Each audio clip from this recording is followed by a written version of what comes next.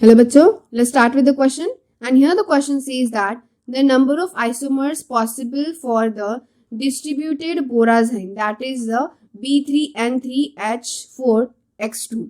तो यहाँ पे क्या बोला गया है, that is कि जो इनऑर्गेनिक यहाँ पे बेंजीन है, इनऑर्गेनिक यानी कि बेसिकली जो बोराजाइन होता है, it is also called as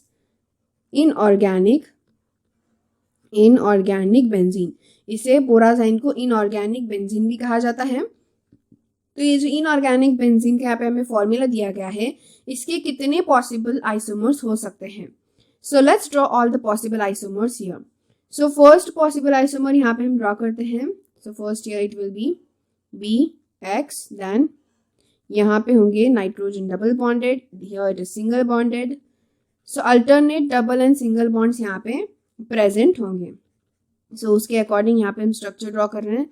this is X, this is H hydrogen, and जो X है बेसिकली वहाँ पे होगा हेलोजन. ओके, तो ये है first. Then second structure it will be like this B. अब यहाँ पे डबल बॉन्ड प्रेजेंट होगा ऑन द लेफ्ट साइड, जैसे कि हमने फर्स्ट मॉलिक्यूल में डिफरेंटली ड्रॉ किया है, लेकिन यहाँ पे डिफरेंटली ड्रॉ किया है. So this is the B and after that here N single bond. Fine.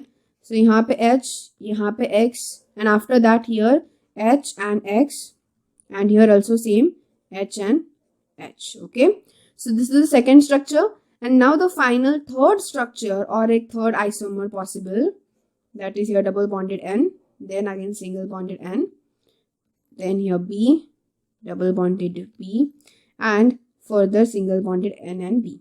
तो अब यहाँ पे इस तरफ ये हाइड्रोजन ये प्रेजेंट होंगे, and here there will be hydrogen, and यहाँ पे अब प्रेजेंट होगा X, that is the halogen.